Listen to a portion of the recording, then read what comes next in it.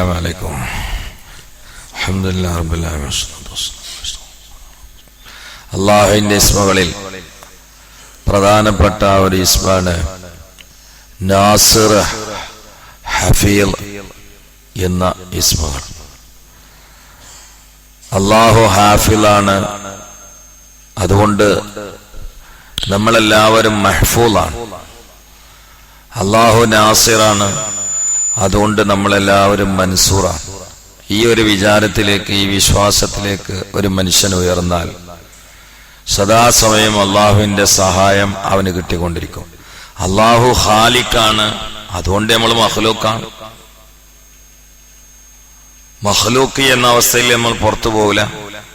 അള്ളാഹു ഖാലിഖാണ്, അങ്ങനെ തന്നെയല്ല എല്ലാ കാര്യങ്ങളും. അള്ളാഹു നാസിറാണ്, അതുകൊണ്ട് നമ്മൾ മൻസൂറാണ്. അള്ളാഹു ഹാഫിളാണ്, നമ്മൾ മഹ്ഫൂളാണ്.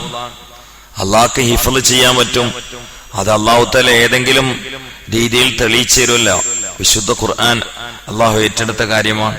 ഇന്നാ നഹ്നു നസ്സൽന ദിക്റ വ ഇന്നാ ലഹു ലഹാഫിളൂൻ.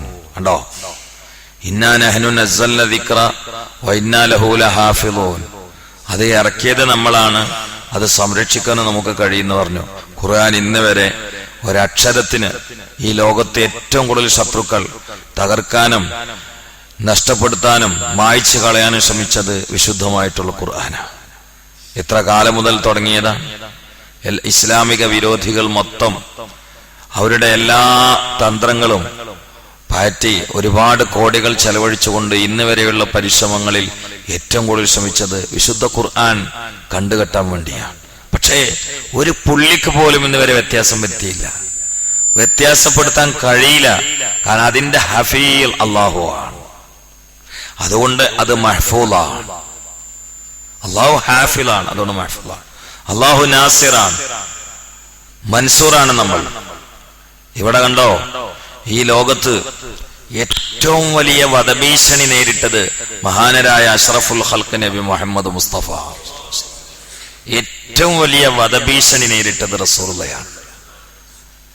അതിനുവേണ്ടിയുള്ള സകല പരിശ്രമങ്ങളും ശത്രുക്കൾ നടത്തിയത് മുത്തുനബിയെ ലാക്കാക്കിയിട്ടാണ്. പക്ഷെ രോമത്തിന് തൊടാൻ പറ്റിയോ? കാരണം അള്ളാഹു നാസിറാൻ, മുത്തുനബി മൻസൂറാൻ. അള്ളാഹു ആസിമാൻ, മുഹമ്മദ് നബി മഅ്സൂമാണ്. അള്ളാഹു യഅസിമുക മിനന്നാസ്. എങ്ങനെയൊക്കെയാ രക്ഷപ്പെടുത്തിയത്? ചിലപ്പോ രക്ഷപ്പെടുത്തിയത് ഒരു ചലന്തിയ വല ഉണ്ട്, അത് മതി. എന്തിനാ ചലന്തിയ വല കൊണ്ട് രക്ഷപ്പെടുത്തിയത്? അള്ളാഹു എല്ലാത്തിനും കഴിയുന്നവനാണ്, മനുഷ്യന്മാർക്കൊന്നിനും കഴിയില്ല എന്ന് തെളിയിക്കാനാ. എവിടെയാ ചലന്തിയ വല കൊണ്ട് രക്ഷപ്പെടുത്തിയത്? ഗാർ സൗറിൽ അഭയം പ്രാപിച്ചപ്പോൾ കാരി വന്ന ശത്രുക്കളുടെ വാൾമുനയിൽ നിന്ന് മുത്തുനബി അള്ളാഹു രക്ഷപ്പെടുത്തിയത് എന്തുകൊണ്ടാണ്? വാതിൽ വെച്ചിട്ടല്ല, കോട്ടകൾ സ്ഥാപിച്ചിട്ടല്ല, പിന്നെ ചലന്തി വല ഉണ്ട്. ചലന്തി വല എന്ന് പറഞ്ഞാൽ എന്താ? നമ്മളൊക്കെ ഒരു ചൂലേറ്റ് അടിച്ചു വരുന്ന സമയത്ത് ചൂലിന്റെ ഈർക്കലിന്റെ തലപ്പ് തട്ടിയാൽ തകർന്ന് പൊളിഞ്ഞു പോകുന്ന ഒരു സാധന, അല്ലാതെ വലിയൊരു കൊട്ടാരമൊന്നും അല്ലത്. സാധാരണ ഒരാൾക്ക് അഭയം കൊടുക്കലേ അതിന്റെ ഉള്ളിലാണ്, കൊട്ടാരത്തിന്റെ ഉള്ളിലാണ്. ഇത് അള്ളാഹു തആല മുത്തുനബിക്ക് അഭയം കൊടുത്തത് ചലന്തി വലന്റെ ഉള്ളിലാണ്. കാരണം അത് മതി അള്ളാഹ്ക്ക് എന്നാണ്. സംരക്ഷിക്കുന്ന അള്ളാഹു ആണെങ്കിൽ അവനത് മതി. ഞമ്മക്കൊരാളെ ചലന്തി വല കൊണ്ട് സംരക്ഷിക്കാൻ പറ്റൂല. എന്തെല്ലാം നേരിട്ടു, പക്ഷെ അവിടെ ഒന്നും അള്ളാഹുവിന്റെ ഹിഫ്ള്, അള്ളാഹുവിന്റെ നസ്ർ, ഇത് മുഹമ്മദ് നബി സല്ലല്ലാഹു അലൈഹി വസല്ലമയ്ക്ക് ഉണ്ടായ കാരണത്താൽ നബി സല്ലല്ലാഹു അലൈഹി വസല്ലമയെ തൊടാൻ പറ്റിയില്ല. അള്ളാഹു നാസിറാൻ, അതാണ് ബദറിൽ കണ്ടത്.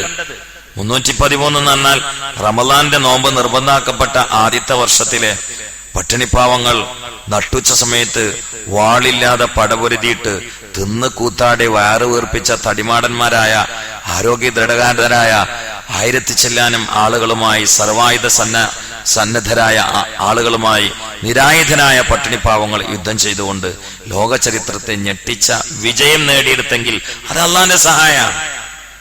അവിടെ ബദരീങ്ങളുടെ എണ്ണം 313, ശത്രുക്കളുടെ എണ്ണം 1000 ചില്ലാന. എന്നാൽ ഹുനൈനിൽ സഹാബാക്കളുടെ എണ്ണം 12,000. എത്ര? ശത്രുക്കളുടെ എണ്ണം 3000. എന്നിട്ട് സഹാബാക്കൾ തോറ്റു. ബദറിൽ സഹാബാക്കളുടെ എണ്ണം 313, ശത്രുക്കളുടെ എണ്ണം 1000.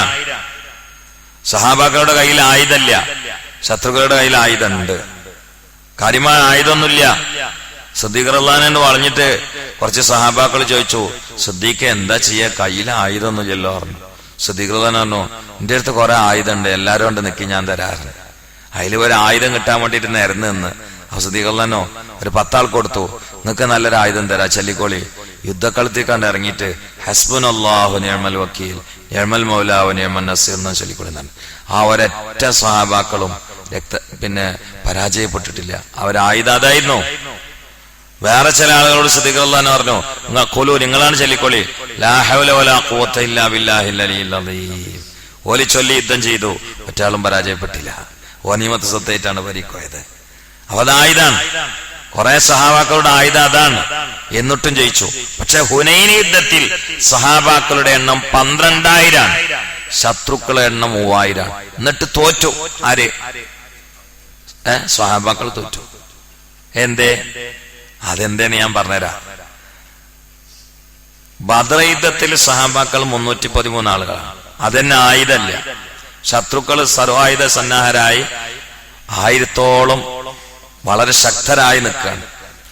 അപ്പോ സഹാബാക്കളുടെ ഇരട്ടിക്ക് ശത്രുക്കളുണ്ട്. എന്നിട്ട് സഹാബാക്കൾ ജയിച്ചു.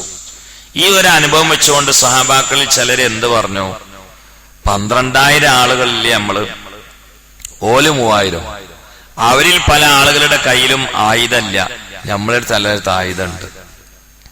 ബദറിൽ ആയുധമില്ലാതെ നമ്മൾ 313 ആളുകൾ അവരേറ്റ് നേരിട്ടിട്ട് ഓലെ പരാജയപ്പെടുത്തില്ലെങ്കിൽ ഇതൊക്കെ നമുക്കൊരു വിഷയ. ആര് പറഞ്ഞു? അങ്ങനെ 1-2 ആളുകൾ പറഞ്ഞ കാരണത്താൽ അതങ്ങോട്ട് തോറ്റ്. കാരണം ഇവിടെ സഹായം അള്ളാന്റെതാണ്, ആയുധത്തുമലല്ല. അതൊക്കെ ഓരോ മാധ്യമങ്ങളാണ്. ആയുധം വെച്ചുകൊണ്ട് ഞാൻ രക്ഷപ്പെടുന്ന ആരെങ്കിലും കരുതിയാൽ ഓൻ ഏറ്റവും വലിയ അബദ്ധമുള്ളവനാണ്, അവൻ ഏറ്റവും വലിയ വിഡ്ഢിയാണ്. അതേറ്റവും വലിയ അബദ്ധമാണ്.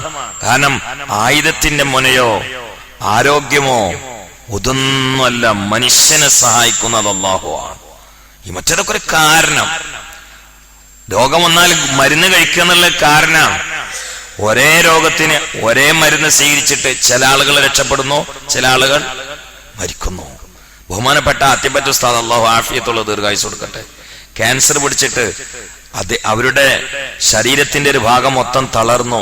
ക്യാൻസർ പിടിച്ചിട്ട് അദ്ദേഹത്തിന്റെ കവിള് ഭാഗം മൊത്തം വൃഢമായിട്ട് ഇനി ഒന്നിനും കഴിയില്ല എന്ന അവസ്ഥയിലേക്ക് മാറി. തിരുവനന്തപുരത്ത് കൊണ്ടുപോയിട്ട് അഡ്മിറ്റ് ചെയ്തു. സമാനമായ രീതിയിൽ ക്യാൻസർ പിടിച്ച 17 ആളുകൾ അവിടെ ഉണ്ടായിരുന്നു. അതിൽ ഏറ്റവും ശക്തിയായി അത് പടർന്നത് ബഹുമാനപ്പെട്ട അത്തിപുരസ്ഥാനായിരുന്നു. അതേ ക്യാൻസറുള്ള 17 ആളുകൾ തിരുവനന്തപുരം ഹോസ്പിറ്റലിൽ ഉണ്ടായിരുന്നു. പക്ഷെ അതിൽ ഈ അസുഖം ശക്തിയായി പിടിപെട്ടത് അതിപുരസ്ഥാനായിരുന്നു. 16 ആൾക്കാർ മരിച്ചു. അതിപുരസ്ഥാനുണ്ട്. എല്ലാരും കഴിച്ച ഒരു ഗുളികയാണ്. എല്ലാരും പോയത് ഒരേ ആശുപത്രിയിലാണ്. എല്ലാരും കിടന്നത് ഒരേ സ്ഥലത്താണ്. എല്ലാരും ചികിത്സിച്ചത് ഒരേ ഡോക്ടറാണ്. എല്ലാവർക്കും മരുന്ന് കൊടുത്തത് ഒരേ ഡോക്ടറാണ്. പക്ഷെ അതിൽ 16 ആളുകൾ മരിച്ചു, ഒരാൾ രക്ഷപ്പെട്ടു. കാരണം അത് അള്ളാന്റെ ഇടപെടലാണ്. ഗുളിക മനുഷ്യനെ രക്ഷപ്പെടുത്തൂല, ഉറപ്പാണ്. അതിലൂടെ അള്ളാഹു സലാമത്താക്കി തരണം. അതാണ്. അല്ലെങ്കിലും ഗുളിക രാത്രി കുടിച്ചിട്ട് നമ്മളാണ് കിടക്കല്ലേ, പിന്നെ നമ്മളെന്തെങ്കിലും അറിയണ്ടോ? ആ ഗുളിക കുടിച്ച മനുഷ്യന്റെ വയറ്റിൽ ഈ ഗുളിക കൊണ്ട് പിന്നെ പണിയെടുക്കണത് അല്ലല്ലേ, അല്ലാതെ നമ്മളറിയോ? നമ്മൾ കുടിച്ചിട്ടാണ് കിടക്കല്ലേ. 5-6 അസുഖത്തിനുള്ള ഗുളിക 10-12 കഴിച്ചിട്ടാണ് കിടക്കാൻ. എല്ലാ ഗുളികയും പോണത് വയറ്റിക്കാണ്. പിന്നെ ഈ കണ്ണ് മാറാൻ ഈ ഗുളികയെ കണ്ണിന്റെ ആ ഭാഗത്തേക്ക് ഫിറ്റ് ചെയ്യുന്നത് ആരാണ്? അല്ലാഹുവാണ്. മൂസാ നബി ഇസ്ലാം ഒരിക്കൽ തലവേദന കൊണ്ട് ഇങ്ങനെ കരയാൻ. അപ്പൊ അള്ളാഹു ചോദിച്ചു, എന്തേന്ന് വെച്ചു? ഭയങ്കര തലവേദന ഉണ്ട് പഠിച്ചോനെ. അതിനെന്താ, ആ തൂരിസീന മലന്റെ അവിടെ ഉണ്ടാവും ഒരു ചെടിയെ പറിച്ചിട്ടാണ് തിന്നാ മതി പറഞ്ഞു. മൂസാ നബി ഇസ്ലാം പോയി നോക്കി, ചെടി ഇട്ടി അത് പിഴിഞ്ഞിട്ട് അതിന്റെ ചാറ് കുടിച്ച് തലവേദന അറിയും.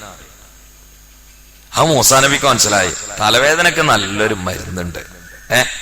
തലവേദനക്ക് നല്ലൊരു മരുന്നുണ്ട്, അത് ആ മലന്റെ ചോട്ടാണ്ട് പോയാൽ കിട്ടും എന്ന് മനസ്സിലായി. പിന്നെ മൂസാ നബി ഇസ്ലാമിന് തലവേദനായി. മൂസാ നബി ഇസ്ലാം അള്ളഹാനോട് ചോദിച്ചോ പറഞ്ഞു എന്നല്ല, ആ മലന്റെ അവിടുക്കാണ്ട് ഓടി 2-3 ചെടി വെച്ചിട്ട് ചാറാണ്ട് പിഞ്ഞാണ്ട് കുടിച്ച് തലവേദനാണ്ട് കൂടി. തലവേദന കൂടിയപ്പോ കരഞ്ഞുകൊണ്ടിരിക്കും. മൂസാ നബിനോട് അള്ളാഹു ചോദിച്ചു, എന്തേന്ന് വെച്ചു? തലവേദന ഉണ്ട്. എന്നിട്ട് എന്തെങ്കിലും ചോദിച്ചു. പടച്ചോനെ ഈ നേരത്തെ പറഞ്ഞ മരുന്ന് ഒരുപാട് കഴിച്ചു നോക്കി മാറണം ചെല്ലോ പറഞ്ഞു. അപ്പൊ അള്ളാഹ് പറഞ്ഞു, അത് ഞാൻ പറഞ്ഞിട്ടാണ് നിങ്ങൾ പോയി പറിച്ചെടുത്തത്. ഇപ്പൊ പോയി പറിച്ചെടുത്തത് ഞാൻ പറയാതെയാണ്. മരുന്നിന് സ്വന്തം കഴിവൊന്നും ചെല്ലും മൂസാ നബി, അത് ഞാൻ കൊടുക്കണല്ലേ, നിങ്ങൾ എന്താ എന്നോടൊന്ന് ചോദിച്ചുകൂടായിരുന്നില്ലേ എന്ന് വെച്ച്. ആരെ ആശുപത്രി പോകണമെങ്കിലും ആദ്യം അള്ളഹാനോട് പറഞ്ഞിട്ട് പോകണം. ഷിഫയാക്കണത് അള്ളാഹ്, സഹായം അള്ളാഹിന്റെ അടുത്താണ്. അതുകൊണ്ട് അള്ളാഹു ഹഫീലാണ്, അള്ളാഹു നസീറാണ്. എല്ലാ കാര്യവും അള്ളാഹുവിനെ ഏൽപ്പിക്കണം. അള്ളാഹുവിന്റെ ഹിഫ്ളും നസറും നമുക്കും നമ്മുടെ കുടുംബത്തിനും നമ്മുടെ മക്കൾക്കും നമ്മളോട് ബന്ധപ്പെട്ടവർക്കും നമ്മളെ സ്നേഹിക്കുന്നവർക്കും നാം സ്നേഹിക്കുന്നവർക്കും എല്ലാവർക്കും അള്ളാഹു പ്രദാനം ചെയ്യട്ടെ. സല്ലല്ലാഹു അലാ മുഹമ്മദ് സല്ലല്ലാഹു അലൈഹി വസല്ലം. സല്ലല്ലാഹു അലാ മുഹമ്മദ് സല്ലല്ലാഹു അലൈഹി വസല്ലം. اللهم صل على محمد يا رب صل وسلم وصل اللهم ثواب قراتنا بركة دعائنا أولا إلى حبيبك المصطفى محمد صلى الله عليه وسلم وإلى جميع الأنبياء والمرسلين وأصحاب الأولياء من دفنوا حوالينا وإلى جميع المؤمنين والمؤمنات برحمتك يا أرحم الراحمين. صلى الله عليه وسلم. سبحان ربك رب العزة الحمد لله.